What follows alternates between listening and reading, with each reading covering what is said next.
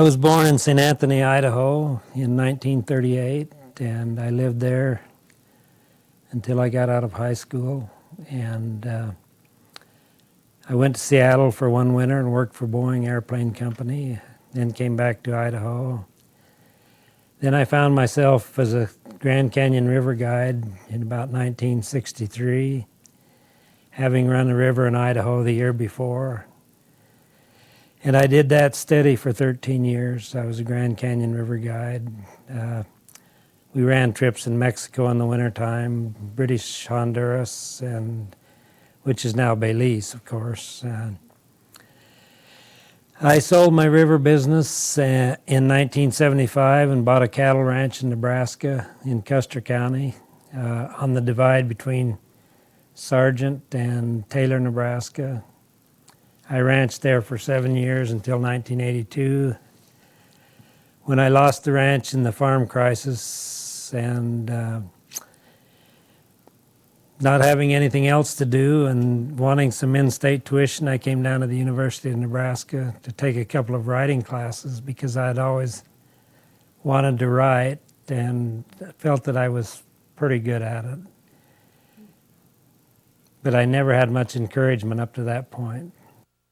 I found my voice in Nebraska. Sure. I had always wanted to write, and with the encouragement of the people in the English department, just an outstanding English department at UNL. I couldn't have picked a better place in the country to go. And it was one of the few schools, incidentally, that offered a PhD in creative writing, which really worked to my advantage as well.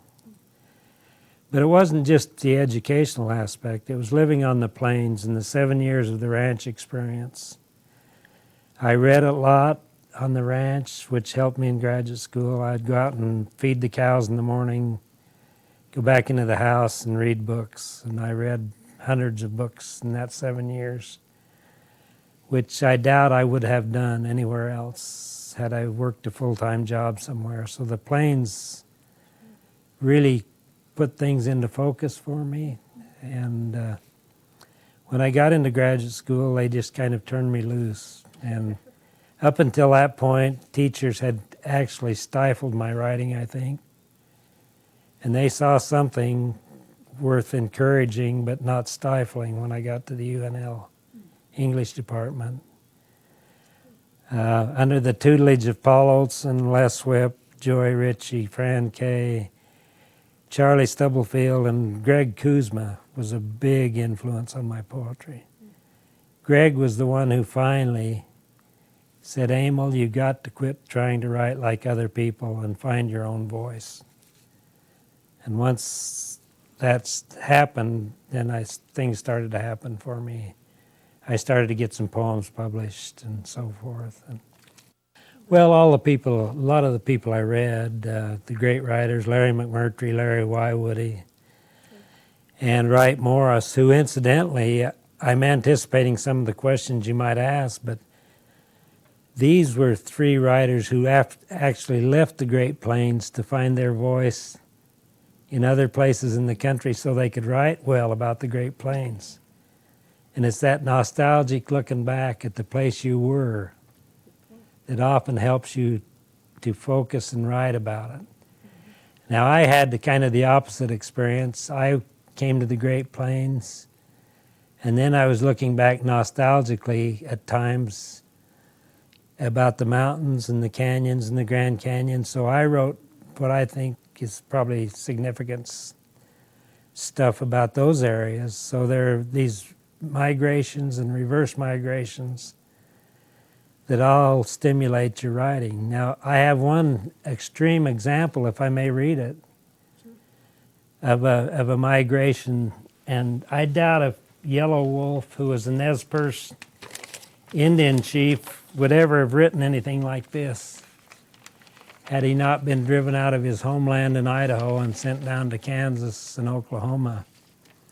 And you all know about the Nez Perce Wars and what happened there and so forth. But this is from Yellow Wolf, who was a Nez Perce chief, looking back at his home in Idaho, writing it from Oklahoma later. The climate killed many of us. All the newborn babies died, and many of the old people too. We were always lonely for our old-time homes, no mountains, no springs, no clear running rivers. Thoughts came of the Wallowa, where I grew up, of teepees along the bending rivers. From the mountain forest, voices seemed calling. I felt as dreaming, not my living self. Now my point here is that, again, that if you leave the place where you grew up and that is dear to you, whether that is the Great Plains or the mountains or anything else, you're going to miss it. And I know ranchers up in the sand hills of Nebraska whose children go away to college, and they want to come back and get sand in their shoes. And it's a very, very, almost a predictable thing that you want to go back to the place where you know and grew up. Now, Wallace Stegner is another example of a man who left the plains, went out to California, became a famous writer, and then he wrote very moving stuff about his life on the prairies of Canada and the United States. So I guess it works all directions. It cuts many ways. I wanted to write since I was in first grade, and I did it quite a bit. And my sisters laugh at me now because they say I was always walking around writing things in the air like this. And they still tease me about that. But again, I didn't get as much encouragement as I could have from teachers. And oftentimes, I remember in high school, I would deliberately do things to annoy teachers so they would assign me writing assignments as punishment. And I had one seminary teacher in particular who got onto this, and he liked my writing, so I would be mischievous. He would assign me a 500 or 5,000 word essay or something. I would write it with glee and hand it in, and he would read it to the class, and it turned into kind of a game. But it seems a sad commentary that someone who liked to write had to write as punishment, that it couldn't have been something different, which I got later in graduate school here, the encouragement.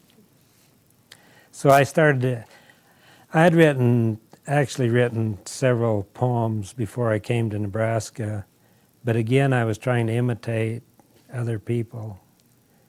I was trying to write like Milton and Keats and Yeats and all those guys, and Greg Kuzma says, that's not working for you, Amil. You got to find your voice. So then I tried, and maybe I did, maybe I didn't. So. Well, yeah, there are images, and just things pop into my head. And I started out as a would-be fiction writer, but I realized, and I did my dissertation as a 400-page novel. And I wrote it in 7 weeks at the end of my PhD program. But I realized in the course of writing that novel that it was difficult for me to take up that continuum, to get back into it at the same place the next day and go on with it. That my mind worked more like getting an image and writing a poem about it and being done with it and moving on to something else. So, but I find, again, if we look at nostalgia, that some of the poems that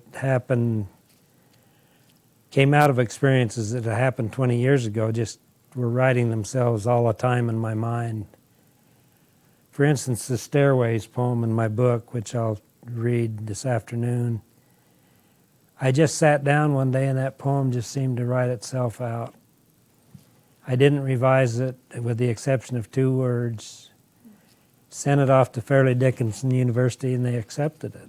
And I thought, this is amazing. I wrote a poem in 20 minutes. But then I thought more, and the poem had been writing itself for years in my head. It just came out onto the page in 20 minutes. I've been playing around with the theme of migrations today because I saw what I think is just this beautiful thing from Yellow Wolf, and that's a physical migration. I mentioned earlier that there are psychological migrations and physical migrations, and we're experiencing them both all the time. There are at least four physical migrations in my book, from my childhood to a Grand Canyon guide, to a rancher in Nebraska, to the University of Nebraska, then back to Idaho, maybe 4 or 5 different themes at least. But there are lots of migrations in a person's mind, I think, that one could look at too. So that's one big theme, I think, migration. Of course, alienation, and what are the 8 great themes of literature? I guess I get them all in there. Birth and death and stuff. I would love to have the audience appreciate my love for this earth. And I can't see how any heaven beyond this life could be any better than what we have here on earth. But that's just me and Wendell Berry. Okay. And a lot of other people, of course. But I just marvel at what the beauty that is on this earth every day, and wish I could express it in words, but that's impossible. Okay. Right. Read. They go together, and that's not original of me. I've heard Hilda Raz say that many times, and Hilda's also another great inspiration. She does marvelous work and encourages a lot of writers, and as do the other people that I met in the English department. But that's the bottom line, I think. Although I did have one student who was a natural writer, and I recommended him for graduate school, and it turned out he had never read a book. And the teacher started coming back on me and said, "Why did you recommend this guy?" And I said, "Well, read his writing. He was just a natural, but he hadn't read any books." And I went to him and I said, "My reputation's on the line here. You got to do some catch up." And he started reading books and got through a master's degree in English. He pulled it off, but he was a writer, and I couldn't deny that, and no one else could either once they looked at his writing. I've had a few natural students. I had an Hispanic woman who she could write, she came into my class and hadn't had any formal education beyond high school. She could write a perfect poem with no revision every time. And you don't need to encourage someone like that, of course. But I've tried to encourage a lot of students, and I think you just have to stay with it. And I'm kind of the school, and in most cases, writers are made, not born, but once in a while there's a born writer too. So I've done work in prisons and in juvenile detention centers and stuff, and everybody's a poet if they want to work at it a little. I've just gotten some tremendous poetry from those juvenile centers, just really powerful stuff. I have some aspirations. I take aspirin for them every day. No, I would love to. They're a trucker. 2 of my brothers are truckers, and I would love to do a trucker storybook, just maybe called Twice Told Trucker Tales or something. Because I sit around with truckers all the time and hear their stories, and of course they're the modern day cowboys, I think. And so that's one of my want to do things. I'd like to write a story that would appeal to truckers themselves. I wouldn't care if any professors in any colleges read them. But I think of a trucker sitting in his sleeper midnight after a long day on the road reading these stories and laughing. And that kind of appeals to me. Thanks for coming today. My name is Meredith McGowan. I am the curator of the Heritage Room. I'd like to welcome you to the Heritage Room and to the John H. Ames reading series. We're excited that this series has been in existence now for 25 years.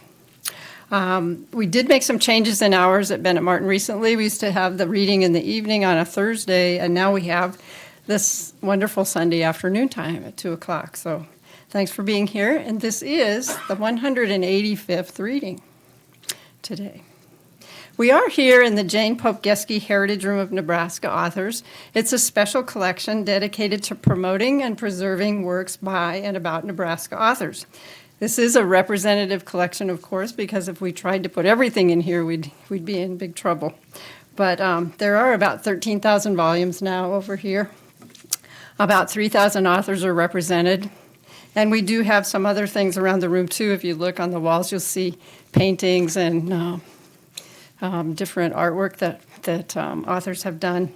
We have magazines, we have manuscripts, other memorabilia. We have information files, too, under various authors that we can get for you, too, if you're interested in various people who have written over the years. We do invite you to visit the Heritage Room during our public service hours, and actually these are public service hours. We're open on Sunday from 2 to 5, and so we are doing this program right in the middle of our public service hours. We're also open on Tuesday through Friday from 12 to 3, so that would be another opportunity to come in. For those of you who are watching this on 5 City TV, we're located on the 3rd floor of Bennett Martin Public Library at 14th and N Streets downtown. We'd also like to thank the Nebraska Literary Heritage Association. We're able to bring special programs like this because of an endowment established through their volunteer efforts. Our reader today is Amil Quayle. He was born in Idaho, I think near the Snake River. He ran his first river trip in 1961. That's kind of a big thing for him, too, so I mentioned that. And he actually was a full-time guide for many years, too, and I think he'll probably tell you about that, mostly in the Grand Canyon. In the meantime, he earned a degree in sociology from the University of Utah, and he ranched in Nebraska for 7 years.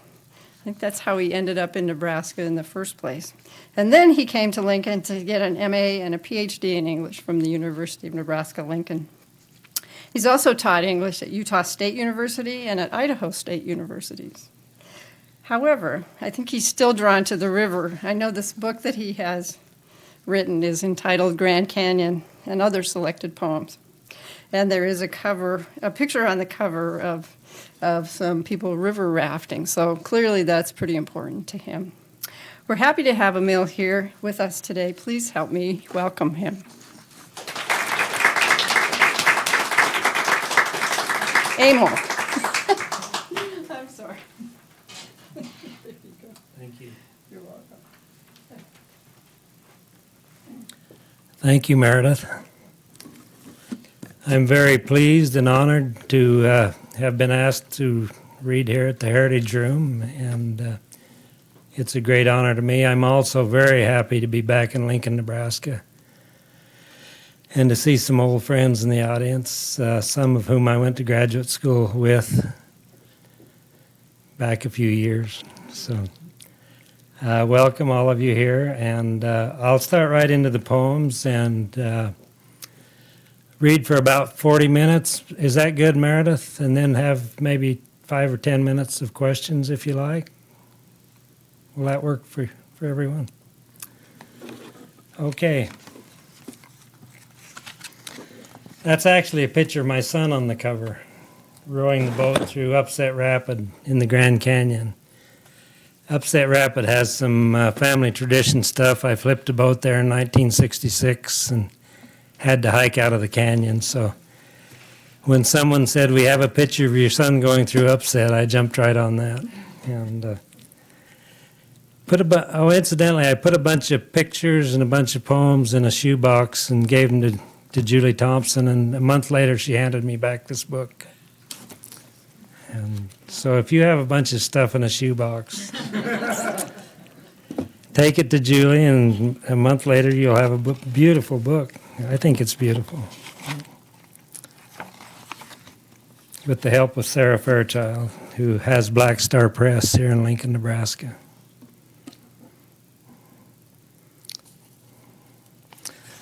It's a small but sincere press, and I'm a small but sincere writer, so we worked well together. So. My first poem that I'll read is Grand Canyon.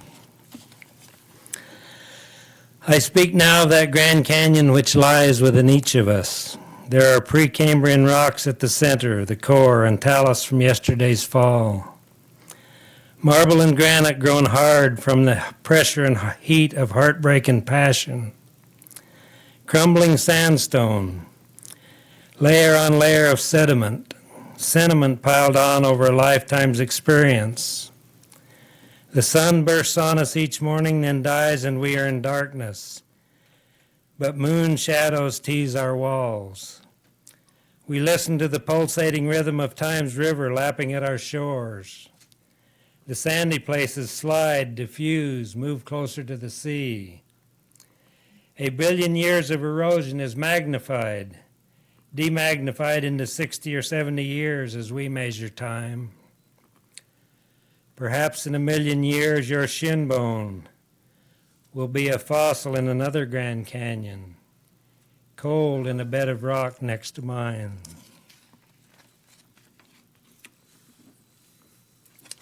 Is that okay? Okay. This next poem is called Go There. Anything you have read about the Grand Canyon is a lie. Language falters and dies before the fact. There's old Tom O'Connor who just stepped through the door. Start over. Okay. Anything you have read about the Grand Canyon is a lie. Language falters and dies before the fact. The experience is inexpressible in words. The Grand Canyon is its own language, written across space, causality, and time. See how puny these words are? Do not believe them. Go there.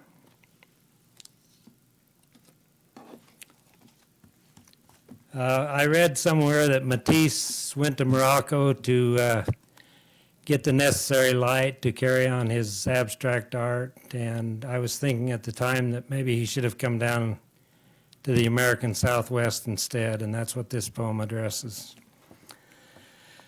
Matisse was obsessed with light, and here's a Matisse quote: "The light is so profound it leaves nothing but the soul of color." Is this working well? Can everyone hear okay? What if Matisse had visited the Grand Canyon, where the light can change the color of a rock a dozen times in a half hour, and the river will change from deep green to chocolate brown after a small rain up the Paria or the Little Colorado? What if Matisse had visited Arches or Bryce or Zion or Canyonlands and watched the sun come up on a morning after a light snow? Surely he could not have beheld that and lived. His soul would have traveled out of itself, and his brushes would have turned to slithering snakes in his hand. His paint would have sunk with shame into the desert sand. And if he had placed any on canvas, the art muse would have descended from the heavens, screaming, "Imposter, imposter." And yet one is saddened viewing Lady on a terrace, landscape viewed from a window, and the Casbah Gate, that Matisse didn't come to the American Southwest when he decided to go to Morocco to effect the necessary transition of going back to nature without betraying his abstract art.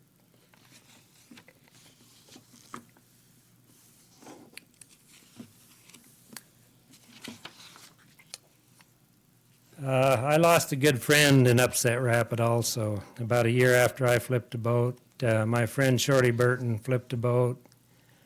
His life jacket caught on the motor mount and he drowned in that rapid. So this poem is called An Ode to Shorty Burton.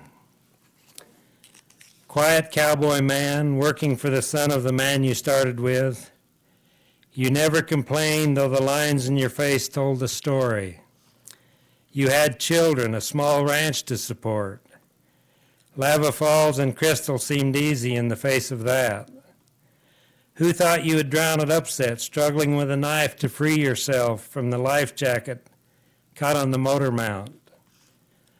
The Grand Canyon works in mysterious ways, Shorty. You wouldn't like it now, thousands of people in boats by the hundreds. You did it right. You had it when you were young, then left with dignity. Those of us who remain salute you as we pass by here, trying to recapture what is lost.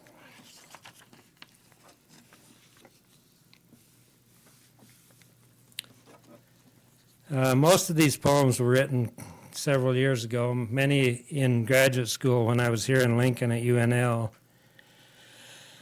This Old Boatman revised poem was written more recently, within the last couple of years, and it's an old boatman looking back on his life, and I don't know who that would be, but maybe you can guess as I read the poem. It's called Old Boatman Revised. After consulting my good friend Captain Myron Cook, whose inner child is alive and well. Old boatmen, like old cowboys, don't know what to do with themselves. They move around cities like feral cats. When they drive alongside rivers, they curse the unrunnable rapids, and they are disappointed with the flat water. They curse the ex-wives they left for the rivers. They curse the rivers for stealing them away from their families. They grow restless when they don't see a river for a week, and taxicabs give them claustrophobia and threaten them more than the memory of Crystal Rapid in the Grand Canyon. Canyon sunsets appear when they are jaywalking over to the espresso for coffee. They say the names of rapids over and over, afraid the oncoming dementia will make them forget. They realize their hands are cupped around imaginary oars while watching Willie Nelson sing Whiskey River on CMT. Or their hands are reaching to give the old Mercury more cob. I reached to give her more cob and there weren't none, Smuss Allen would say when telling that story. And old fiddles play the sweetest music telling that story. He was getting older when I knew him on the river. Then I quit seeing him and I did not want to know what happened to him or where he went. I saw some of the others who came back. Jimmy Jordan, Doc Marston, Mac Miller, Bill Belknap. They had all been giants on the river. Maybe Shorty Burton did it right. Check out early in a respectable rapid before the pathos of old age competes for your soul. Wins your soul. Wins your mind and body. Old boatmen know their life was better than most, but that brings little comfort. He knows he is a driven man and always was. It haunts him even when the river flows gently by, teasing that inner child that still nestles snugly there in the restless and troubled mind. The inner child who stood laughing while watching the 18 waterfalls coming off the rims after a flash flood at Saddle Canyon. That inner child whose heart raced with excitement and fear the first time he beheld Crystal Rapid. That inner child who still lives in the old boatmen who have outlived their lives. All the old boatmen I have known, and all the old boatmen and cowboys I have not known. Salud. I hope your journeys into oblivion were and will be as smooth as a perfect run through lava falls, as joyous as riding point up the trail to Abilene. Salud. To the ones I knew, it was an honor and a privilege. It is a gift beyond my expectation. It is beyond my comprehension. It is sublime.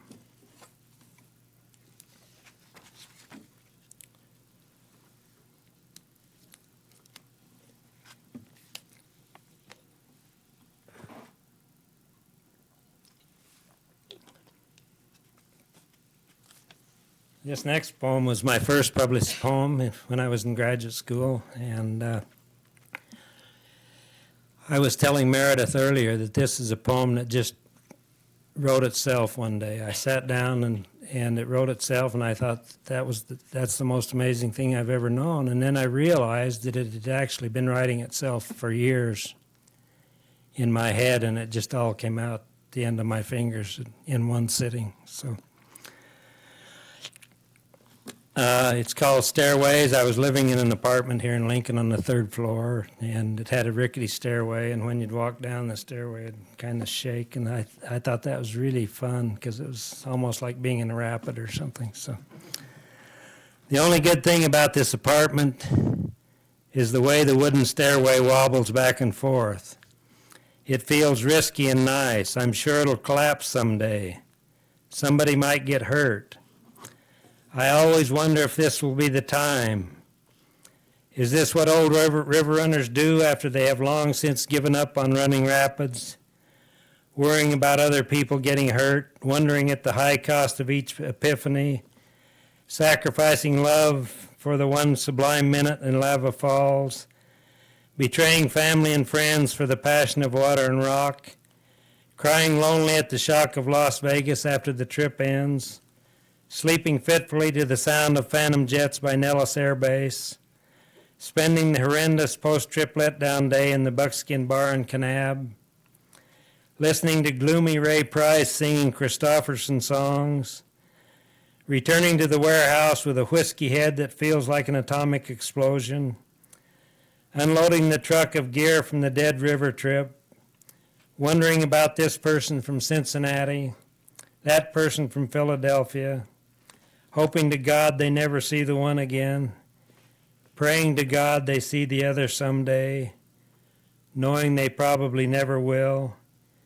loading for the next trip, driving to Lee's Ferry, spending a bad night waiting for the passengers, sizing them up when they arrive, going back on the water again, 9 days of agonized ecstasy, over and over until it was over. Is this what old river runners do? Climb the rickety stairs of their lives, wondering with mild amusement when the stairway will collapse?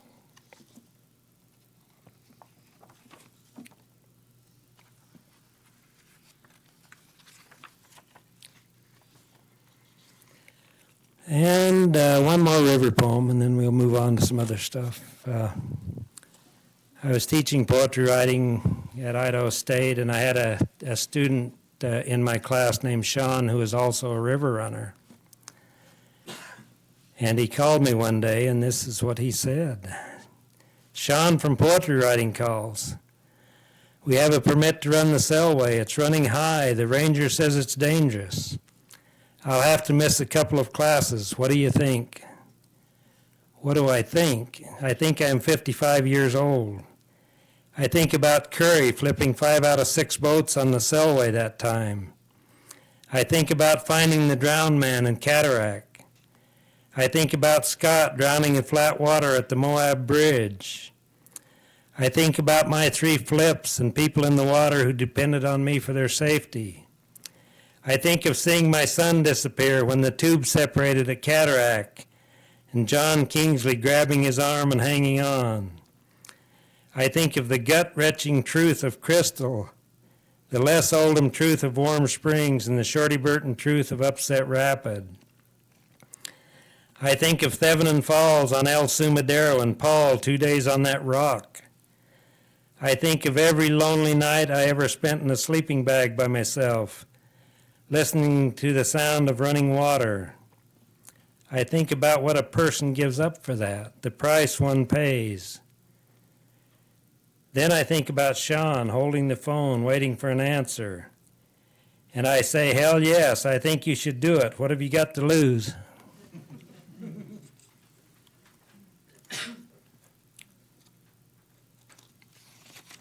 And he did it. And he showed up in class a week later. And he looked happy.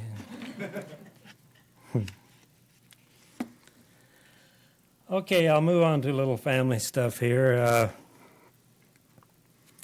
My grandpas both died.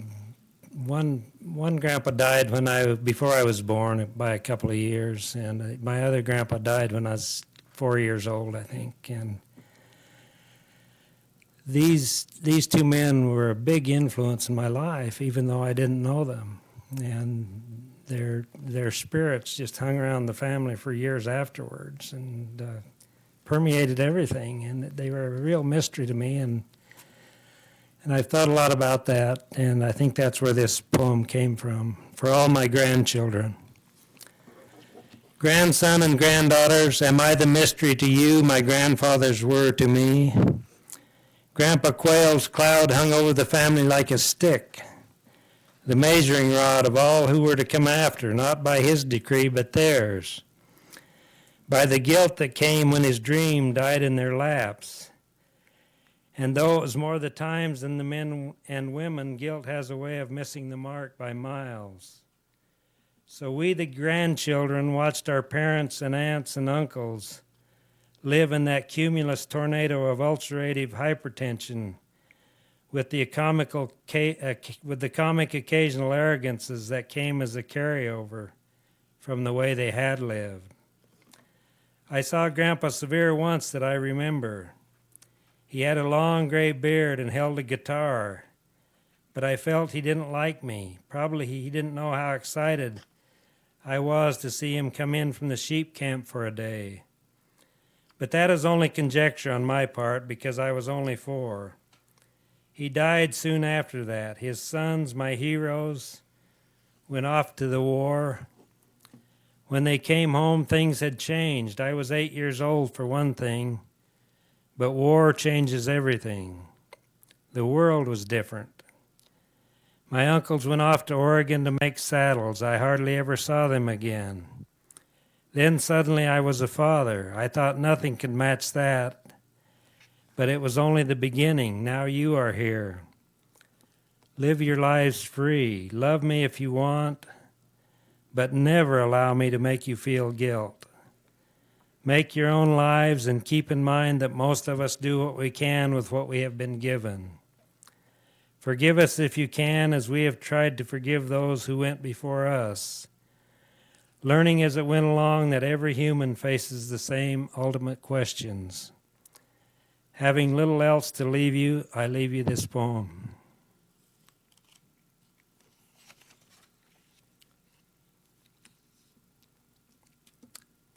And this poem is called My Father's House, where I now live, incidentally. They raised 10 children in this little house, and it's just the right size for me alone now. So I'm totally enjoying that. But I enjoyed it then. If there's enough love, it doesn't matter how big the house is. Working with working people, my friend Bill, the minister, said, has made me come to realize how often people can be knocked down and still go on. Last summer, I restored my father's house, saw again the courage in each nail, the faith in each board, the simple hope in each plastered wall. And there were walls, to be sure, and doors and more doors. And I wondered if they were added to be opened or closed, and for whom or what against. Through all the schemes of men to hold him down, the house still stands. The children all grew to adulthood, save one, and my father in death has achieved a kind of victory. As I pulled away some walls, tore doors off their hinges, begged for more light into the house, it came to me. My father never took the advantage in a business deal, allowed himself to be considered a fool rather than best another in a trade. I forgave him for the time I needed basketball shoes. Then I started to work on forgiving myself while trimming the Colorado spruce he planted when I was a boy.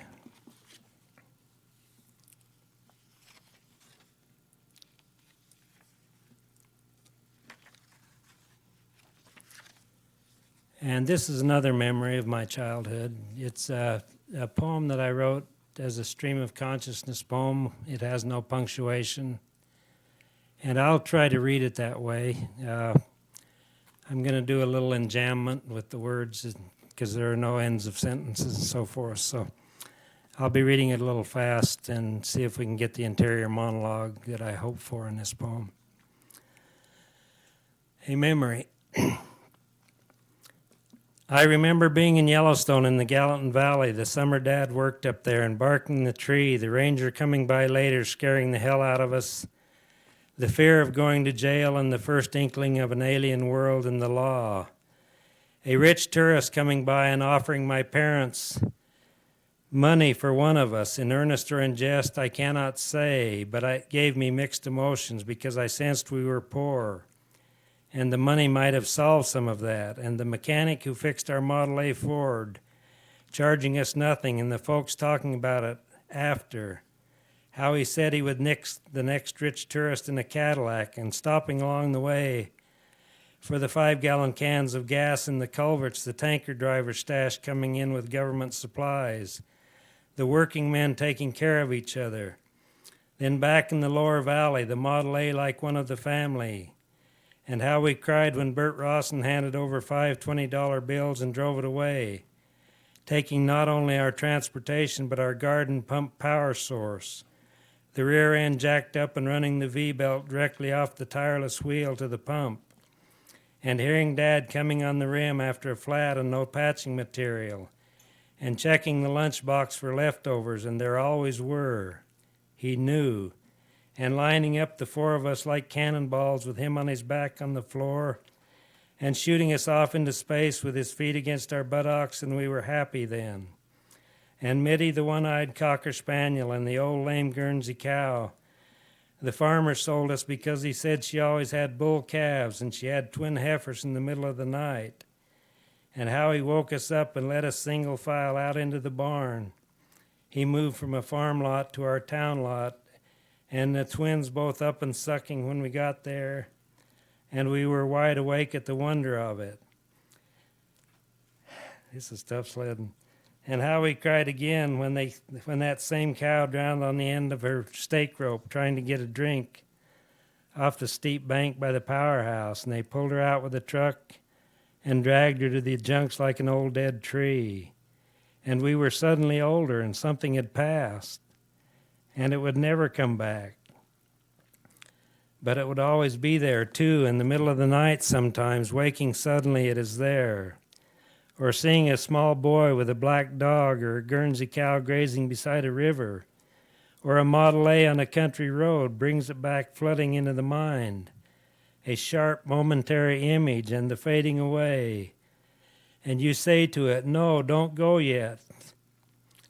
There is no particular hurry, is there? And it laughs at you then and hands you 5 $20 bills and drives away. And as it rounds the corner, you hear a muffled auga, auga, and it is gone.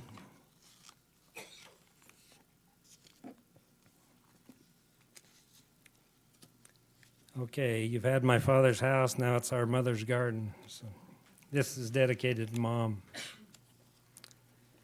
Our father was a dreamer who gave it all away, trusting in providence and in men who could not be trusted. A hard worker who kept no handle on the wages he brought in. It was our mother's garden raised the family, and the milk cow he had the wisdom to keep, even after cows were no longer in style. We had a few steady milk customers, sold raspberries, strawberries, and that money went into a bowl somewhere until things got really bad. For years after that, I thought it had all been wrong, as I watched the merchant hype and promised the golden age and appeared to bring it on. Now we see they were right, the ones who made the most sense.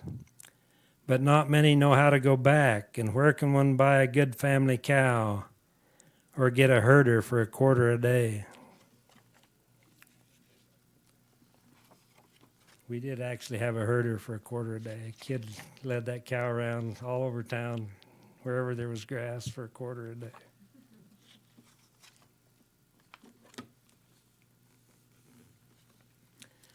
Excuse me.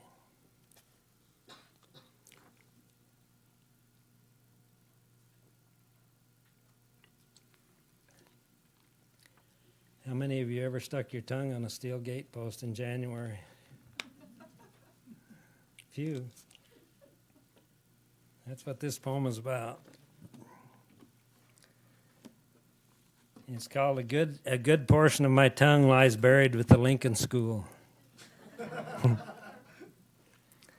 And there's a quote here by Rolvog from Giants in the Earth. As you probably know, Rolvog was a Minnesota writer who experienced that sort of thing himself some. And here's his quote: "As soon as the weather cleared, icy gusts drove through every chink and cranny, leaving white frost behind. People's breath hung frozen in the air the moment it was out of their mouth. If one touched iron, a piece of skin would be torn away." Grades 1 through 4, and I got Miss Welker twice. Twice, I say, in first and second grade. I, who was born under the ram, first sign of the zodiac into which the sun enters March 21st, spent 2 years of winter in the clutches of the quintessential old maid school teacher and principal, who had the added burden of caring for her aged mother. Who, when my fourth grade brother sloughed school because she slapped him at recess, brought him next morning in front of the second grade class and asked him why he left. "Because you hit me," he said, wincing as she grabbed him and shook. "I didn't hit you, did I?" "Yes." "I didn't hit you, did I?" "Yes." I was impressed and looked around the class with pride. "I didn't hit you," shaking harder, "did I?" "No." I guess it had to end. And when I stood with the full face of my tongue stuck to the steel gate post when the bell rang, all the boys and girls lined up holding hands. Miss Welker, like a drill sergeant, looked over her shoulder and saw me there, kind of leaning over, waiting for something to happen. Came running out, grabbed me around the waist, and yanked me away. And I saw that blue meat still on the post, and didn't speak for weeks or years. They raised that school, dozed it into the basement, fence and all. Somebody was going to build a market, but they never did. The lot lies empty now, and the windows on Miss Welker's house are boarded shut.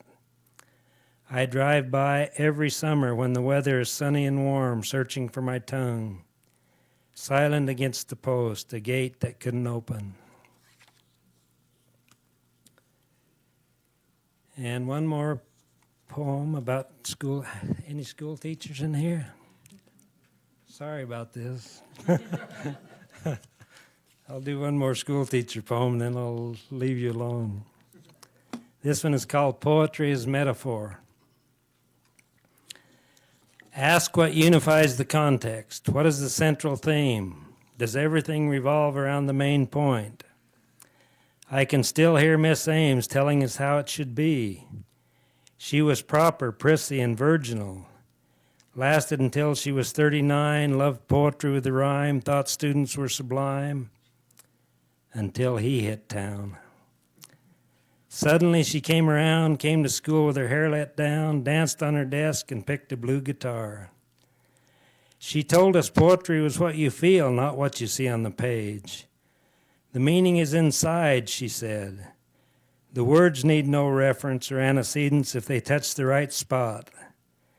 Poetry is a way of seeing. Poetry is a way of being. Read the poem whole. Don't try to break it down. Trust your own instincts. Then he left town as quietly as he came.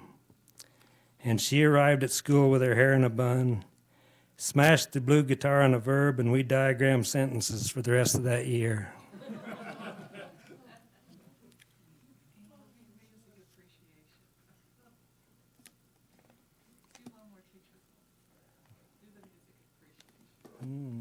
You know what page it's on? I'll find it. You read it. Okay, go. I had a brother named Henry who died 2 years ago in a vet's hospital. He was a Vietnam veteran and 59 years old, 8 years younger than myself. And this poem is about my experiences with my brother Henry. It's called Across the Mountains with Brother Henry the Trucker. Brother Henry the Trucker calls. He is dumping barley in Pocatello. I drive to the elevator. We eat breakfast at JB's, waiting for the first truck to unload. I overload on the buffet, and Henry orders a waffle, but the grill is cold and it is late coming, so he has to gulp it down because we can see the first rig pulling out. The barley dust is dessert, rising like Montana from the grates below. Henry tells me the farmer put poor barley on the bottom, trying to get a better ticket, although the test probes reach all the way down through the load. The fog is lifted and we close the hoppers and head south, stopping at the way station in Ingham. I think of 1970 when we were heading south to Mexico in a truck half this size and pulling a 30-foot tandem trailer. Nervous Mac Miller keeping track of the miles and gasoline used for Jack and Betty Ann Curry, who are taking us on another fun and wild adventure to Mexico. Henry just back from Vietnam and me still trying to big brother him after all he has done and seen. How the high truck van starts dragging on the underpasses on the freeway into Mexico City. And we have to let half the air out of the tires to get through. A mile of cars behind us, the drivers all honking in a rage, and a foot-long hole in the top back of the van when we finally run out of low bridges. Then coming to the wide river in Chiapas and the ferry crossing, and we are the first rig on, and the ferry leans hard to the downstream side, and we think it will surely go over. The excited Mexican attendant frantically waves for more cars to come onto the upstream side, and it comes down a little. The truck is top-heavy with river gear, and we gaze down into that green Riley water, but we make it across, pull off, and go on. The agriculture and aduana stops, and the little red English-made Ford that comes after us after we run an ag stop. 4 federales lean out the windows, all blowing little athletic whistles. We pay them off and go on. The crazy flight into Tres Naciones, in the old bomber with a cockpit full of comic books, and the swashbuckling pilot who wears a World War II leather flight jacket and cap, a red scarf, and carries a Colt 45 on his hip. How we drop down out of the clouds, and there's a mountain higher than the airplane, 1,000 feet off the right wingtip. The pilot looks over at Henry in the co-pilot seat and winks. The other 4 of us sitting in the cabin without seat belts on top of a 600-pound neoprene pontoon boat over the bomb bay next to a sign that reads maximum weight 500 pounds. The wingtips cut sugar cane on both sides as we come in. 100 townsmen show up to help us unload. They bring eggs and live chickens to send back to Tuxtla with the airplane. Buckbourne negotiates wages in his limited Spanish for them to help carry the gear a half mile to the river. And the plantation owner is mad because he has been paying them about 25 cents a day. The college group from Indiana with all the girls who need tans, and Bob Quist stumbling out of his tent at the crack of noon, falling headfirst into the river to wake up while everyone cheers. We find long vines hanging from the tall trees in the jungle, and Henry swings out of her camp yelling, "Me Tarzan, you Jane." The howler monkeys get into the noise and let out their own screams that pierce the soul. Natives come along and hollowed out logs, cayucos with recently shot rodents they call tempesquintlies, to sell us for Dutch oven cooking for evening. They are delicious. Then through the awesome gorge with sheer rock walls all covered with jungle green, down the rapids, the boats bumping each other as we go, the college girls yelling with delight and glee. Mac meeting us at the end, the Mexican waiter calling him a muy nervio amigo as he waits for the cafe to open so he can get coffee at 6 a.m. Heading back to the States and the difficulty crossing into Texas. We finally convinced them we are legit tour people, but it costs $100 to get out of Mexico. Then my move to Green River and Henry back to Idaho and me to Nebraska, and all the life happens episodes and 20 years have come and gone. We turn off the interstate at the McCammon exit, head for Soda Springs to load fertilizer at Simplot of Idaho mine. Green slime oozes out a 6-inch pipe into an open ditch. We load and head back to Pocatello. Henry drops me at Ford Johnson's truck stop, loans me $100, and I tell him to have fun in Portland. I come back to my little trailer and read for tomorrow's class, and wish I was headed for Portland instead with my brother Henry, the Rock. find it?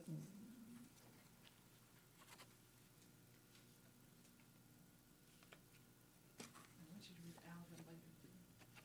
Okay. Okay, this one, another teacher, sorry. Music Appreciation and President John F. Kennedy. A runner broke the news. He burst through the door into 118 Freedom Hall. They killed Kennedy. Professor Highnote rose to the occasion. She said it was terrible, but it shouldn't interfere with our ability to appreciate music. Then she played something by Bach.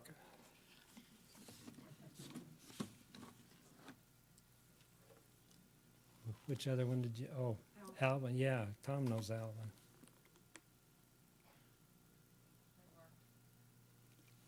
I think I've got it marked. Oh, you've got it marked, for sure. Okay, we're getting to the Great Plains stuff now. So, I had the ultimate landlord, who later became Tom's landlord. His name was Alvin Klug. Just a remarkable man. Great farmer and loved the land. And here's a poem about Alvin. Walking with Alvin. I see him on the road, head forward, shoulders slumped. It is early morning, just light. All the land, both sides of the road, is his life, his universe. He doesn't want to leave it, can't see himself apart. Paradise doesn't interest him without it. He walks past the corner, steady and methodical, the way he has lived. Each movement accomplishing its task, nothing wasted. I call my dogs, go out to meet him. He tells me it's fine, he doesn't need to be alone. He is moving faster than I thought. That has fooled me before. I hurry to keep up, find myself breathing rapidly. He has had 2 heart attacks, walks for the aerobic after and before a full day's work. He tells me about his rapid pulse as though he can't believe it, thinking it unjust because he has worked so hard. I agree, though I do not say it. It is unjust. Alvin is going to die, leave all this good land. Will the next man love it and nurture it the way he has? And I know one man who's nurturing a few acres of it there, same way Alvin did. So. Okay, our 45 minutes is up. Thank you all.